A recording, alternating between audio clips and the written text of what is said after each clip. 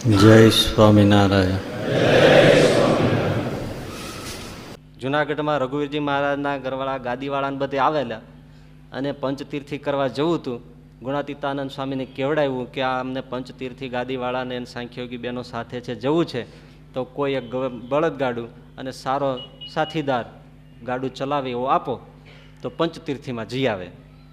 ગુણાતીતાનંદ સ્વામીએ થાણા ગાલોળના માવા ભક્તને મૂક્યા, લ્યો આ તમે ગાદીવાળાને અને સાંખ્યોગી બહેનોને પંચતીર્થી કરાવી આવો.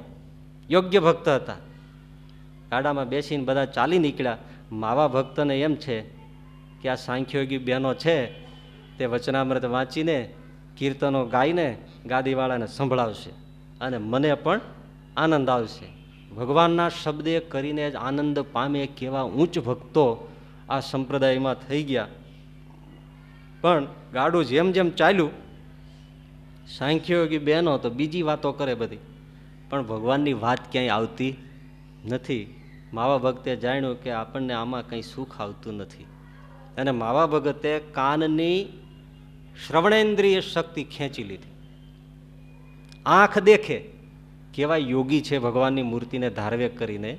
આંખનું કામ કરે, કાનનું કામ ન કરે. બોલો, સ્વિચ ઓફ કરી દીધી.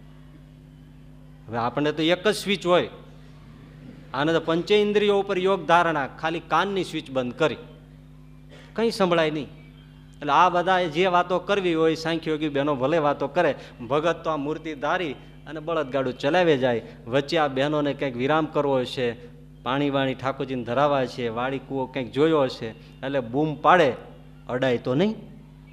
બૂમ પાડે, સાંભળે કોણ? એટલે ભગતને ઠીક લાગે ત્યાં ઊભું રાખે, ગામ આવ્યું હોય ત્યાં હોય, પણ કંટાળી ગયા બહેનો.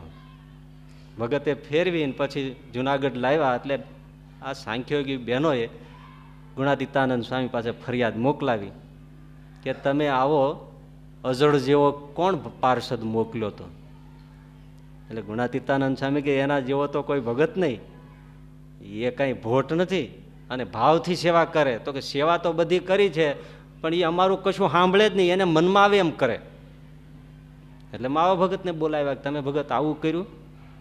તો કે સ્વામી આ રીતની પરિસ્થિતિ હતી, એટલે એમણે જે કાંઈ બોલ્યા હોય તો આપણે કાંઈ સાંભળ્યું નથી. સ્વામી કે જોયું, આ તો મહામુક્તરાજ યોગીરાજ ભક્ત છે, તો શબ્દ બીજો સાંભળી ન શકે, અને આપણને તો રાતની રાત એમાં જ નીકળી જાય. જો ભગવાનની વાત લાંબી ચાલે તો કે બહુ વચનામત લાંબુ, ટૂંકું વાંચી નાખો ને એટલે શ્રીપતિમ કરી નાખીએ, રસ ન આવે. તો કેવી રીતના ભક્ત? આપણે આ વચનામૃતમાંથી આપણો પોતાનો પણ થોડો તાળો મેળવવાનો એ છે કે આપણને ભગવાનના કથા સંબંધી શબ્દો, સંતવાણી સંબંધી શબ્દો, એમાં જ રસ પડે છે કે પછી બીજી ઇતર લોકકથાઓ, ગામ ગપાટાઓમાં જ રસ પડે છે? અમારે તો વિશેષ ધ્યાન રાખવું પડે, એટલા માટે કે આખા મલકના બધાય લોકો તમારી વ્યથા કથા અમારી આગળ ઠાલવે, એને વચનામૃત વિચારવાનો ટાઈમ જ ના આવવા દે. બાપજી છોકરો વયો ગયો, ઓયલું વયો ગયું, વહી ગયું, તો વૈયા જવા હાટું જ ભેળા કર્યા હતા, તે વૈયા જ જવાના છે.